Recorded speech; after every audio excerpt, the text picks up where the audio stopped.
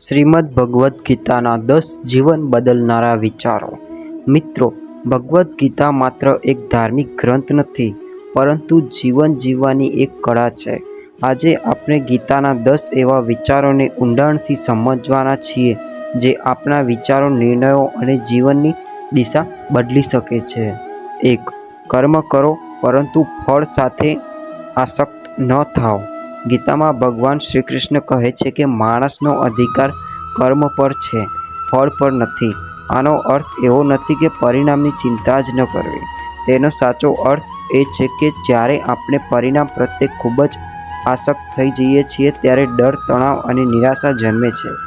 વિદ્યાર્થી પરીક્ષામાં સારું પરિણામ મેળવવા માટે મહેનત કરે, પરંતુ સતત પરિણામની ચિંતા કરવાથી તેની એકાગ્રતા ઘટી જાય છે. જો તે માત્ર પોતાના પ્રયત્નો પર ધ્યાન આપે તો સફળતાની સંભાવના વધુ વધી જાય છે. જીવનનો પાઠ: સફળતા પ્રયત્નમાં છુપાયેલી છે, પરિણામમાં નહીં. 2. આત્મા અમર છે અને શરીર નાશવત છે. ગીતા શીખવે છે કે જે જન્મે છે તે શરીર છે, આત્મા નહીં. આત્મા શાશ્વત છે. માણસ મોટાભાગના ભયનું મૂળ મૃત્યુ છે. પરંતુ જ્યારે સમજાય છે કે આત્મા ક્યારેય મરતી નથી, ત્યારે જીવન અને મૃત્યુ બંને પ્રત્યેનો દૃષ્ટિકોણ બદલાઈ જાય છે. જેમ આપણે જૂના કપડાં બદલીને નવા પહેરીએ છીએ, તેમ આત્મા એક શરીર છોડીને બીજું ધારણ કરે છે. જીવનનો પાઠ: મૃત્યુ અંત નથી, પરિવર્તન છે. 3. મનને જીતનાર જ સાચો વિજેતા છે. દુનિયાને જીતવી સરળ હોઈ શકે, પરંતુ પોતાના મનને જીતવું સૌથી મુશ્કેલ કાર્ય છે. મન સતત આપણને ભટકવાતું રહે છે, ક્યારેય ભૂતકાળમાં તો ક્યારેય ભવિષ્યની ચિંતામાં. જે વ્યક્તિ પોતાના વિચારો અને લાગણીઓ પર નિયંત્રણ મેળવી લે છે, તે પરિસ્થિતિઓના ગુલામ નથી રહેતો. જીવનનો પાઠ: બહારની જીત પહેલાં અંદરની જીત જરૂરી છે. 4. ક્રોધ બુદ્ધિનો સૌથી મોટો શત્રુ છે. ભગવાન કૃષ્ણ કહે છે કે ક્રોધથી મોહ ઉત્પન્ન થાય છે, મોહથી સ્મૃતિનો નાશ થાય છે અને અંતે બુદ્ધિનો વિનાશ થાય છે. જ્યારે આપણે ગુસ્સામાં હોઈએ છીએ, ત્યારે ઘણી વખત એવા નિર્ણયો લઈએ છીએ જેનો પછી પસ્તાવો થાય છે. એક ક્ષણનો ક્રોધ વર્ષો જૂના સંબંધો તોડી શકે છે.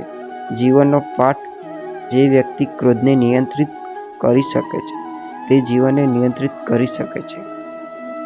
5. સુખ અને દુઃખ બંને અસ્થાયી છે. ઘણા લોકો દુઃખ આવે ત્યારે તૂટી જાય છે અને સુખ આવે ત્યારે અહંકારમાં આવી જાય છે. ગીતા કહે છે કે સુખ અને દુઃખ ઋતુઓની જેમ આવે છે અને જાય છે. કોઈપણ પરિસ્થિતિ કાયમ રહેતી નથી. આ સમજણ માણસને માનસિક રીતે મજબૂત બનાવે છે. જીવનનો પાઠ: સમય બદલાય છે, તેથી પરિસ્થિતિઓથી વધારે પ્રભાવિત ન થવું. 6. ઈચ્છાઓનો અંત નથી. એક ઈચ્છા પૂરી થાય તો બીજી જન્મે છે.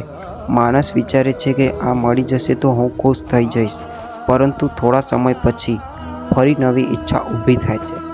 ગીતા શીખવે છે કે સાચું સુખ બહારની વસ્તુઓમાં નહીં, પરંતુ આંતરિક સંતોષમાં છે. જીવનનો પાઠ: જે પાસે છે તેની કદર કરો, જે નથી તેની પાછળ જિંદગી બરબાદ ન કરો. 7. જ્ઞાન અજ્ઞાનનો અંધકાર દૂર કરે છે. અજ્ઞાન માણસને ડર, અંધશ્રદ્ધા અને ગેરસમજ તરફ લઈ જાય છે. જ્ઞાન માત્ર પુસ્તકો વાંચવાથી નથી આવતું, જીવનના અનુભવ અને સાચી સમજણથી પણ આવે છે.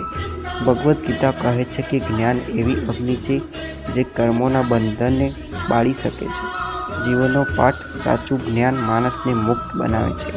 8. દરેક વ્યક્તિ પોતાનું કર્તવ્ય નિષ્ઠાથી કરે. ઘણા લોકો બીજાની સફળતા જોઈને પોતાની તુલના કરે છે, પરંતુ ગીતા કહે છે કે બીજાનો માર્ગ અપનાવતા કરતાં પોતાનું કર્તવ્ય નિષ્ઠાથી કરવું શ્રેષ્ઠ છે. દરેક વ્યક્તિએ જીવનમાં અલગ હેતુ અને ભૂમિકા હોય છે. જીવનનો પાઠ: તુલના નહીં, પોતાની પ્રગતિ પર ધ્યાન આપો. 9. ભગવાન ભક્તિના ભાવને જ જુએ છે, દેખાવને નહીં. ભગવાન કૃષ્ણ કહે છે કે કોઈ વ્યક્તિ પ્રેમથી એક પાન પર એક ફૂલ કે થોડું પાણી પણ અર્પણ કરે તો હું તેને સ્વીકાર કરું છું. ભગવાનને ભવ્યતા કે સંપત્તિની જરૂર નથી. તેમને શુદ્ધ હૃદય અને સાચી ભાવના પ્રિય છે. જીવનનો પાઠ: ભક્તિમાં દેખાવની ભાવ મહત્વનો છે. 10. સંપૂર્ણ સમર્પણમાં જ શાંતિ છે. જ્યારે માણસ દરેક વસ્તુને પોતાના નિયંત્રણમાં રાખવા માંગે છે ત્યારે ચિંતા વધે છે. પરંતુ જ્યારે તે ભગવાન પર વિશ્વાસ રાખીને પોતાનું શ્રેષ્ઠ કર્મ કરે છે અને બાકીની ચિંતા ભગવાનને સોંપી દે છે ત્યારે મનની શાંતિ આવે છે. સમર્પણનો અર્થ હાર માનવો નથી. તેનો અર્થ છે વિશ્વાસ રાખવો. જીવનનો પાઠ: શ્રેષ્ઠ પ્રયત્ન કરો અને પછી વિશ્વાસ રાખો.